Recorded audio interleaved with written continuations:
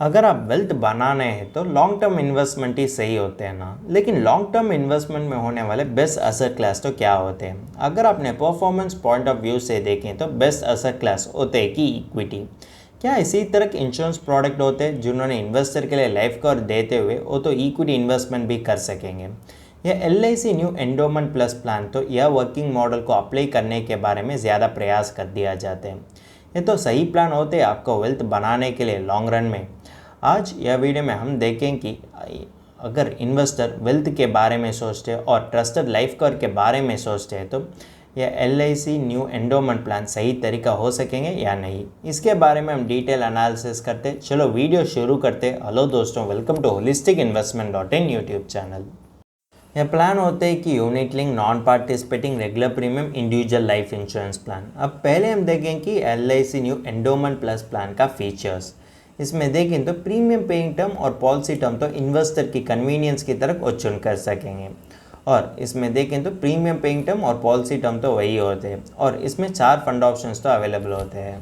Features देखने के बाद हम नेक्स्ट देखें कि LIC new endowment plus plan का बेनिफिट्स। इसमें इन्वेस्टर के लिए 2 बेनिफिट तो दे दिया जाता है। पहले होते हैं कि डेथ बेनिफिट, दूसरे होते हैं कि मैच्योरिटी बेनिफिट। डेथ बेनिफिट इसमें देखें तो नॉमिनी के लिए हायर ऑफ द फॉलोइंग तो दे दिया जाते हैं। हो सकते हैं कि बेसिक सम एश्योर्ड और कि यूनिट फंड वैल्यू और कि 105% of the total premium paid.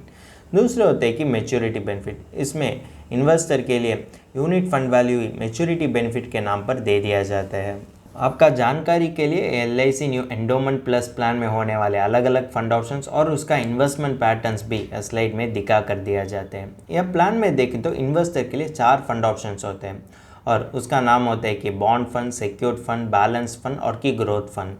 Investor तो यह ध्यान रखना है कि हर फंड का रिस्क प्रोफाइल तो अलग पड़ती है। इसी कारण के लिए वो तो इसी तरह फंड चुनना चाहिए जो उसका रिस्क प्रोफाइल के साथ मैच होते हैं। अब ये LIC new endowment plus plan तो एक यूलिप प्लान होने के कारण इसमें इन्वेस्टर के लिए ज़्यादा चार्जेस होते हैं। पहले होते हैं कि प्रीमियम अलोकेशन चार्ज, इसका रेंज होता है कि 3% से 7.50% तक। दूसरे होते हैं कि मॉर्टैलिटी चार्ज, इसमें मॉर्टैलिटी चार्ज तो लाइफ अश्योर्ड एज पर निर्भर होते हैं। तीसरा होता है कि एक्सीडेंट बेनिफिट चार्ज। इसमें देखें तो अगर investor death benefit rider opt कर दिया जाता है तो उसके लिए एक्सीडेंट बेनिफिट चार्ज तो अप्लाई कर दिया जाता है। चौथा होता है कि पॉलिसी एडमिनिस्ट्रेशन चार्ज, ये तो उसका प्रीमियम और पॉलिसी ईयर पर निर्भर होते हैं। पांचवा होता है कि फंड मैनेजमेंट चार्ज, इसमें सभी फंड्स के लिए 0.70% per annum of the unit fund value fund management charge की तरह ले सकते हैं। चारवा होता है कि स्विचिंग चार्ज, इसमें देखें तो 4 फ्री स्विचेस तो अलाउड होते हैं, लेकिन उसके बाद इन्वेस्टर करने वाले हर स्विच के लिए हो तो एडिशनल 100 रुपीज़ खर्च करने की ज़रूरी पड़ती है। सातवां होता है कि पार्शियल विड्रॉयल चार्ज, इसमें करने वाले हर पार्शियल विड्रॉयल के लिए इन्वेस्टर तो 100 रुपीज़ खर्च करने की ज़रूरी पड़ती है। आठवां होता है कि डिसकंटिन्यूएंस चार्ज, यह पॉलिसी में होने वाले डिसकंटिन्यूएंस चार्ज तो यह पॉलिसी ईयर और प्रीमियम अमाउंट पर निर्भर होते हैं। 90 होते हैं कि मिसलिनियस चार्ज, अगर इन्वेस्टर किसी भी ऑल्ट्रेशन करना चाहते हैं तो उसके लिए हो तो 50 रुपये खर्च करने की ज़रूरी पड़ती है। मेरे पर्सपेक्टिव से मैं यही कहता हूँ कि LIC एंडोमेंट प्लान में ज़्यादा चार्जेस होने के कारण या चार्जेस वजह से आपको ओवरऑल रिटर्न तो ज़्यादा कम पड़ती है। मॉर्टैलिटी चार्ज और फंड मैनेजमेंट चार्ज तो ज़रूरी पड़ती है वो यूलिप को रन करने के लिए, लेकिन चार्जेस होते हैं ना policy administration, switching, withdrawal, discontinuance charge, ये चार्जेस तो बेकार लगते हैं इन्वेस्टर के लिए। अगर आपने इक्विटी रिलेटेड प्रोडक्ट से कंपेयर किया तो यूलिप में ज़्यादा चार्जेस होने के कारण यूलिप वजह से आप तो किसी भी फाइनेंशियल गोल्स को अचीव नहीं कर सकेंगे। यह चार्जेस के कारण आपको ओवरऑल रिटर्न भी कम पड़ सकते हैं, और वो रिटर्न के साथ आप तो किसी भी माइलस्टोन्स को अचीव नहीं कर सकेंगे। आपका इन्वेस्टमेंट प्रोडक्ट तो आपको इन्फ्लेशन बीटिंग रिटर्न देना चाहिए और इसमें कम चार्जेस भी होना चाहिए, लेकिन यूलिप तो इसी तरह इन्वेस्टमेंट प्रोडक्ट नहीं होने के कारण अब तो यूलिप से दूर होने की ज़रूरी पड़ती है। चार्जेस के बारे में जानकारी लेने के बाद हम नेक्स्ट देखें कि LIC new endowment plus plan का एडवांटेजेस। इसमें एक्सीडेंटल डेथ बेनिफिट राइडर तो अवेलेबल होते हैं, इसमें पार्शियल विड्रॉयल कर सकेंगे, और 1 साल में 4 फ्री स्विचेस तो अलाउड होते हैं। अगर इन्वेस्टर सेटलमेंट ऑप्शन चुन कर दिया जाते हैं तो वो तो डेथ बेनिफिट तो इंस्टॉलमेंट्स में भी ले सकेंगे। जब आप एडवांटेजेस ऑफ अ प्लान देखें तो आपको डिसएडवांटेजेस ऑफ अ प्लान के बारे में भी जानकारी लेने की ज़रूरी पड़ती है। इसमें देखें तो यह प्लान में टॉप अप तो नहीं अलाउड होते, और अगर आप देखें तो बाकी यूलिप पॉलिसी में ज़्यादा पॉलिसी में टॉप अप होने के कारण वो तो इन्वेस्टर के लिए एक अट्रैक्टिव पॉइंट ऑफ व्यू होते हैं। लेकिन इसमें टॉपअप में नहीं होने के कारण इन्वेस्टर तो ज़्यादा सोचने की ज़रूरत पड़ती है कि वो तो बाकी यूलिप्स चुनना चाहिए और कि यह यूलिप चुनना चाहिए।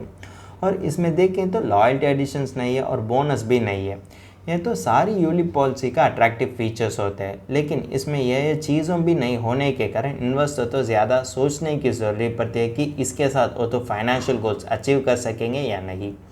अगर देखें तो इसमें होने वाले लॉक इन पीरियड होते हैं कि 5 साल, इसलिए इन्वेस्टर तो 5 साल इंतज़ार करने की ज़रूरत पड़ती है और 5 साल वो तो पार्शियल विड्रॉल भी नहीं कर सकेंगे। इसलिए वो तो बदलते हुए परिस्थितियों टैकल करने में यह प्लान और यह इन्वेस्टमेंट प्रोडक्ट तो इन्वेस्टर के लिए उतना फ़ायदा नहीं दे सकेंगे। अगर आप देखें तो बाकी अदर पॉलिसीज़ में इन्वेस्टर के लिए लोन ऑप्शन होते हैं, लेकिन यह पॉलिसी में लोन ऑप्शन भी नहीं होने के कारण इन्वेस्टर के लिए फाइनेंशियल स्टेबिलिटी रखने में ज़्यादा मुश्किल पड़ सकती है अगर वो इन्वेस्टमेंट प्रोडक्ट लोन फैसिलिटी नहीं देते तो। और LIC new endowment plus plan तो इसी तरह के इन्वेस्टमेंट प्रोडक्ट होने के कारण इन्वेस्टर तो ज़्यादा सोचने की ज़रूरत पड़ती है। एज एन इन्वेस्टर आप तो इसी तरह इन्वेस्टमेंट व्हीकल और इन्वेस्टमेंट प्रोडक्ट चुनना चाहिए, जिसके वजह से आप तो बदलते हुए परिस्थितियों को टैकल भी कर सकेंगे, उसी समय आपका फाइनेंशियल गोल्स अचीव करने का कॉर्पस भी आप अक्यूमुलेट कर सकेंगे। लॉन्ग टर्म इन्वेस्टर के लिए वेल्थ बनाने के लिए इच्छा होने के कारण वो तो मार्केट लिंक प्रोडक्ट्स में इन्वेस्ट कर दिया जाते हैं और वेल्थ बनाने के लिए रिटर्न्स तो एक इम्पॉर्टेंट रोल प्ले कर सकेंगे। इसी कारण के लिए अब हम देखें कि LIC new endowment plus plan का पोटेंशियल रिटर्न्स। अब देखें कि यह पोटेंशियल रिटर्न्स वजह से वो तो किसी भी फाइनेंशियल गोल्स अचीव कर सकेंगे या नहीं। इसमें एक आदमी होते हैं कि 30 ईयर्स ओल्ड और उन्होंने LIC new endowment plus plan को खरीद कर दिया जाते हैं। इसका सम एश्योर्ड होते हैं कि 3 लाख और एनुअल प्रीमियम होते हैं कि 30 ईयर्स। इसका पॉलिसी टर्म और प्रीमियम पेइंग टर्म होते हैं कि 15 ईयर्स। 15 ईयर्स अंतिम पर उसके लिए फंड वैल्यू तो दे दिया जाते हैं। इसमें हम अज्यूम करने वाले रिटर्न्स होते हैं कि 4% पर एनम और कि 8% पर एनम। और इसका प्रोजेक्टेड रेट ऑफ रिटर्न तो भी हम तो गारंटी नहीं कर सकेंगे और ये तो भी कोई भी अपर लिमिट और लोअर लिमिट नहीं होते हैं। जब आपने 4% सिनेरियो को अज्यूम कर दिया जाते तो इन्वेस्टर का फंड वैल्यू होते है कि ₹9 लाख और इसका IRR होते है कि 2.25%। अगर आपने 8% सिनेरियो को अज्यूम कर दिया जाते तो इन्वेस्टर का फंड वैल्यू होते है कि 12.57 लाख और इसका IRR हो सकते है कि 6.23%। जब आपने IRR के बारे में जानकारी लेने से आपको यह पता चलता है कि यह तो उतना अच्छा रिस्क एडजस्टेड रिटर्न देने वाले प्रोडक्ट नहीं होने के कारण इन्वेस्टर तो ज़्यादा सोचने की ज़रूरत पड़ती है कि यह इन्वेस्टमेंट प्रोडक्ट उसका फाइनेंशियल गोल्स अचीव करने के लिए मदद कर सकेंगे या नहीं। और कंक्लूड हम यह कर सकते हैं कि यह LIC new endowment plus plan तो इन्वेस्टर के लिए इन्फ्लेशन टैकल करने में उतना बेनिफिशियल नहीं हो सकेंगे। जब किसी भी इन्वेस्टमेंट प्रोडक्ट इन्फ्लेशन टैकल करने में भी बेनिफिशियल नहीं होते तो वो तो किसी तरीके से वो फाइनेंशियल गोल्स अचीव करने में मदद कर सकेंगे। इसी कारण के लिए आप तो इसी तरह इन्वेस्टमेंट प्रोडक्ट चुनना चाहिए, जिसके वजह से आप तो इन्फ्लेशन भी टैकल कर सकेंगे, उसी समय आपका फाइनेंशियल गोल्स भी आप अचीव कर सकेंगे।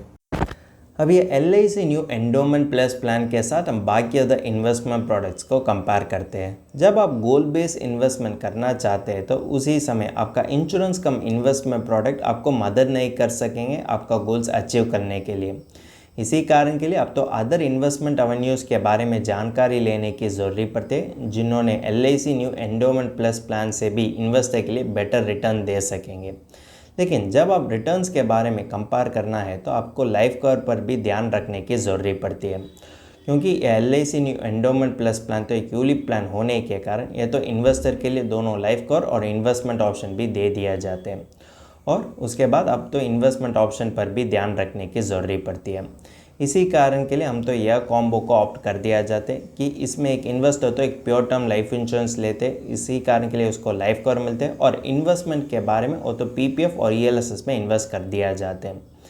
अगर देखें तो इसमें एक इन्वेस्टर तो एक pure term life insurance policy लेते और उसका सम एश्योर्ड होते कि 5 लाख और उसके लिए वो करने वाले खर्च होते कि 2100 और इसका पॉलिसी टर्म और प्रीमियम पेइंग टर्म होते कि 15 ईयर्स। बाकी 47,900 तो LIC new endowment plus plan की तरफ वो तो इक्विटी में इन्वेस्ट कर सकें और कि डेप्ट इंस्ट्रूमेंट्स में भी इन्वेस्ट कर सकेंगे। इसमें PPF होते हैं कि डेप्ट इन्वेस्टमेंट और ELSS होते हैं कि इक्विटी रिलेटेड इंस्ट्रूमेंट। जनरली देखें तो PPF तो 15 ईयर्स होने के बाद मैच्योर होते हैं और अगर इन्वेस्टर ELSS चुन कर दिया जाते तो उसके लिए कैपिटल गेन टैक्स देने की ज़रूरी पड़ती है। टैक्स कैलकुलेशन भी आपका जानकारी के लिए नीचे दिया गया है।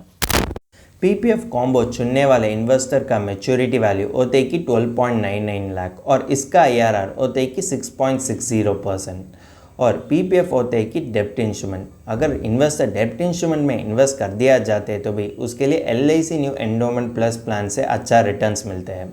और जो इन्वेस्टर ELSS कॉम्बो चुन कर दिया जाते तो उसके लिए मैच्योरिटी वैल्यू होते हैं कि 18.81 लाख।